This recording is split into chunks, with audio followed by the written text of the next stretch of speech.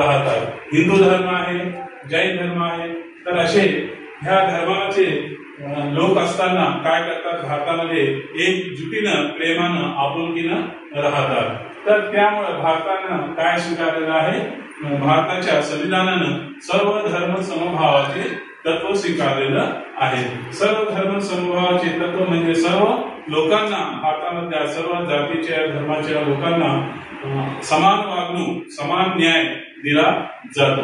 आणि त्यामुळे भारतामध्ये राष्ट्रीय एकात्मता काय आहे, जोपासलेली आहे, बळकट झालेली आहे.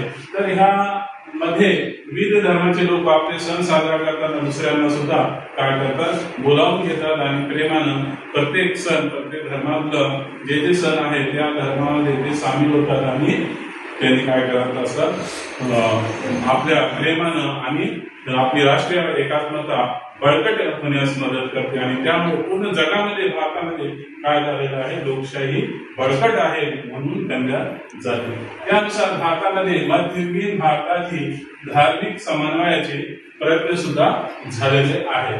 मध्ययुगीन काळ म्हणजे भारतामध्ये जगामध्ये भारताचा इतिहास पाहताना इतिहासाचे 3 कालखंड आहे. मध्ययुगीन कालखंड आहे, तसंच आधुनिक कालखंड आणि प्राचीन कालखंड. तर मध्ययुगीन कालखंडामध्ये फार लोकांच्या मध्ये द्वेष, मत्सर ही भावना होती आणि ती नष्ट करण्यासाठी काही लोकांनी काय केलेलं आहे, भक्ती चळवळ सुरू केलेली होती. शीख धर्माने त्यामध्ये सुद्धा त्यांनी आपला धर्मचे जे काही महत्व आहे ते लोकांना सांगत होते, पटवून सांगत होते. आणि त्याच प्रकारे सुफी पंथ सुद्धा एक होतं आणि त्यामध्ये सुद्धा शीख लोकांचे काय होते, त्यांचे धर्माचे जे चांगले गोष्टी आहेत, चांगले विचार आहेत ते सर्वांना सांगत होते. तर हे भक्ती चळवळ, शीख धर्म, सुफी पंथ यांनी काय सांगितलेलं आहे, ईश्वर भक्ती बरोबरच धार्मिक व सांप्रदायिक समन्वयावर त्यांनी भर दिलेला आहे. ईश्वर भक्त कोणाला म्हणतात, जे आपण देवाला मानतो आणि चांगल्या मनानं त्याला काय म्हणतात, भक्त. तर ईश्वर भक्ती बरोबर ईश्वराचं प्रार्थना करणे, अर्चना करणे, त्यांची पूजा करणे, त्याच्याबरोबरच आपण धार्मिक व सांप्रदायिक समन्वयावर भर दिला पाहिजे.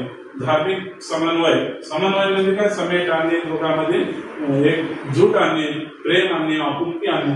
तर धार्मिक व सांप्रदायिक म्हणजे दुसऱ्यांच्या कोणत्याही धर्माचे आपण अपमान करू नये. दुसऱ्या धर्माला सुद्धा आपला धर्म जेवढं चांगला आहे दुसऱ्या धर्माला सुद्धा महत्व देणे, ह्याला काय म्हणतात, सांप्रदायिक समन्वयावर भर देणे. तर आपण ह्या भक्ती चळवळीमध्ये जे मोठमोठे संत होऊन गेले, शीख धर्मामध्ये, सुफी पंथामध्ये त्यांनी काय केलेलं आहे, धार्मिक व सांप्रदायिक समन्वयावर भर देण्यासाठी प्रयत्न केलेला आहे. त्यामध्ये त्यांनी काय केलेली आहे, चळवळ सुरू केलेली होती. चळवळ म्हणजे काय, एक प्रकारे लोकांमध्ये जागृती आणण्यासाठी, त्यांच्यामध्ये उत्साह आणण्यासाठी, त्यासाठी त्यांनी प्रयत्न केले. ते कसं प्रयत्न केले ते आपण ह्या पाठामध्ये सविस्तरपणे पाहणार आहोत. तर ईश्वर भक्ती बरोबरच त्यांनी असं विविध धर्माचे सुद्धा त्यांनी आंदोलन, सुफी पंथांनी गावोगावी जाऊन प्रार्थना करून म्हणा किंवा त्यांच्यामध्ये जागृती आणण्यासाठी गावोगाव हिंडले आणि आपल्या भाषेमध्ये सुद्धा त्यांनी सांगण्याचा प्रयत्न करत गेले. तर असं हे ईश्वर भक्ती बरोबर धार्मिक व सांप्रदायिक समन्वय म्हणजे आपण दुसऱ्या धर्माची सुद्धा चांगलं त्यांना सहकार्य करायला पाहिजे, त्यांना अपमान करू नये, दुसऱ्या धर्माचा सुद्धा आपण सन्मान करायला पाहिजे, याच्यासाठी सुद्धा त्यांनी काय केलेलं आहे, भर दिलेला आहे. तर भक्ती चळवळ ही भारतामध्ये अनेक संत होऊन गेलेले आहेत, त्यांनी भक्ती चळवळीचा प्रयत्न केले. शीख धर्मामध्ये गुरु नानक आहे, गुरु गोविंद सिंग आहे, यांनी सुद्धा शीख धर्माचं महत्व पटवून देण्यासाठी त्यांनी प्रयत्न केलेले आहे. सुफी पंथांनी सुद्धा, सुफी पंथ म्हणजे इस्लाम धर्मामध्ये सुद्धा अनेक संत होऊन गेलेले आहेत. सुफी पंथ म्हणजे इस्लाम धर्माचा मानणारा एक पंथ आहे, त्याला सुफी पंथ म्हणतात. तर असे सगळे लोक काय केलेले आहेत, त्यांनी प्रयत्न करत गेलेले आहेत. तर हे सुफी पंथ भक्ती मार्गाचे आता आपण काय करूया, महत्व बघूया. भक्ती मार्गाचे महत्व. भक्ती आपण काय करत असतो, भारतीय धर्मजीवनात प्रारंभी कर्मकांड व ब्रह्मज्ञान यांना महत्व दिले गेलेलं आहे. भारतीय धर्मजीवनात प्रारंभी कर्मकांड म्हणजे मध्ययुगीन काळामध्ये कर्मकांड खूप प्रचंड प्रमाणात पसरलेलं होतं, व्यापलेलं होतं. कर्मकांड कशाला करत होते आणि त्या यज्ञाला काय म्हणतात, कर्मकांड म्हणतात. ब्रह्मज्ञान, ब्रह्मज्ञान म्हणजे देवाचं ज्ञान. ब्रह्म म्हणजे काय, देव. तर हे मध्ययुगीन काळामध्ये खूप पसरलेलं होतं. तर कर्मकांडाला जास्त महत्व देण्यात आलेलं, ते लोकांना सांगण्याचा प्रयत्न केलेला होता. त्याच्यानंतर मध्ययुगात हे दोन्ही मार्ग मागे पडले व भक्ती मार्गास काय आलं, महत्व आलं. मध्ययुगीन काळामध्ये कर्मकांड व ब्रह्मज्ञान हे मागे पडले.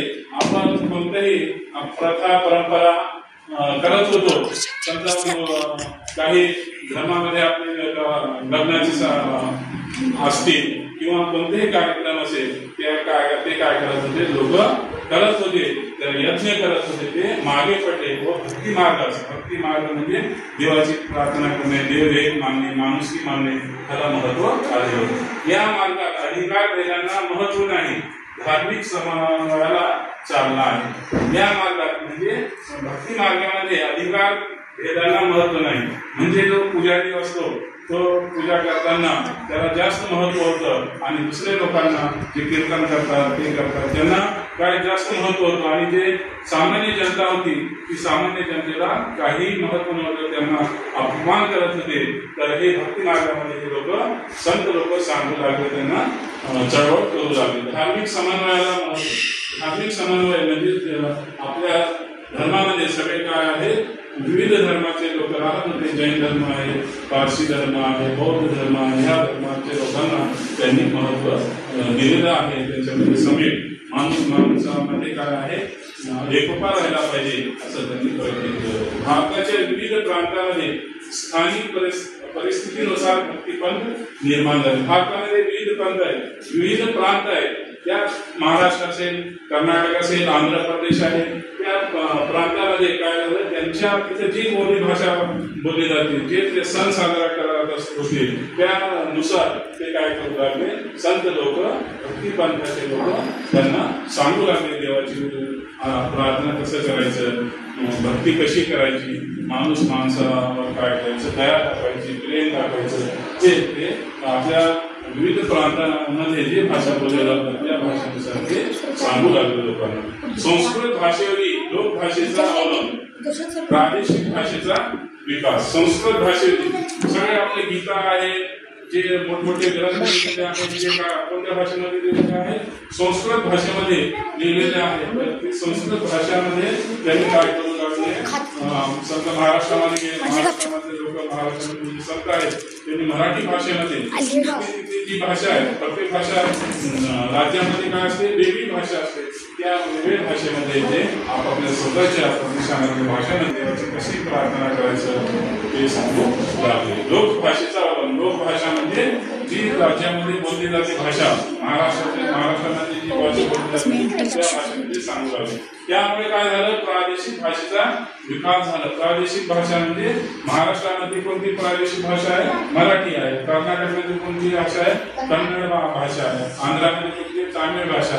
ह्या ज्या भाषेचा विकास चांगल्या प्रकारे होऊ लागलं आणि लोकांना भाषेचं महत्व त्यामध्ये सांगू लागले, त्यामुळे त्यांना लवकर कळू लागलं. समजा आपण जसं तर अशा एक प्रकारे आपण काय करूया, उत्तर भारतामध्ये ही भक्ती चळवळ हे उत्तर भारतात लिहिलेलं आहे, परंतु भक्ती चळवळ ही कुठं उदयास आलेली आहे, दक्षिण भारतामध्ये उदयास आलेली आहे. तिथं त्याचं काय झालेलं आहे, उगम झालेला आहे. तर भक्ती चळवळीचे दोन पंथ पडलेले आहेत. एक आहे नायनार पंथ आणि दुसरा आहे आळवार पंथ. तर नायनार लोक काय कोणाला मानत होते, शिव भक्ताला, शिव ह्या देवाला मानत होते. आणि आळवार हे लोक कोणाला मानायचे, विष्णू भक्ताला, विष्णू ह्या देवाला मानायचे. असे भक्ती चळवळीचे दक्षिण भारतामध्ये, उत्तर भारतामध्ये दोन गट पडले. त्याला नाव आहे एक नायनार आणि दुसरा आहे आळवार. तर तुम्हाला कुठे विचारतात नायनार ते कोणाला मानायचे, कोणाचे भक्त होते तर शिवभक्त होते. आळवार हे काय होते, विष्णू भक्त होते. तर शिवभक्त आणि विष्णू भक्त हे काय म्हणायचे, शिव व विष्णू एकच असे मानून त्यांच्यामध्ये समन्वय साधण्याचे प्रयत्न केले. ह्या भक्ती चळवळीमध्ये संत लोकांना सांगू लागले की शिव आणि विष्णू काय आहे, एकच आहे. त्यांच्यामध्ये ते समन्वय आणण्याचा, दोघांमध्ये प्रेम, एकजूट, एकात्मता आणण्याचा, दोघांचे विचार एकच आहे हे सांगण्याचा ते प्रयत्न करू लागले.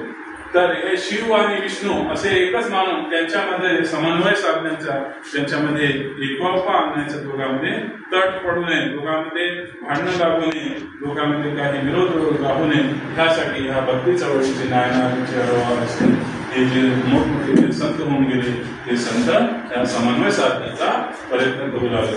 तर अर्धा भाग विष्णूचा, शिव एक काय देव आहे, विष्णू एक देव आहे, तर अर्धा भाग विष्णूचा व अर्धा भाग शिवाचा म्हणून काय करू लागले लोक, संत लोक ह्या दोघांची मिळून एक मूर्ती तयार केली. त्याला काय नाव दिलं त्यांनी, हरिहर असं नाव दिलं. अर्धा भाग त्यांनी शिवाचा केलं आणि अर्धा भाग हा विष्णूचा केला आणि असं करून त्यांनी हरिहर या स्वरूपाची एक मूर्ती तयार केली. म्हणजे दोन्ही आळवार पंथ आणि नायनार पंथ हे एकच.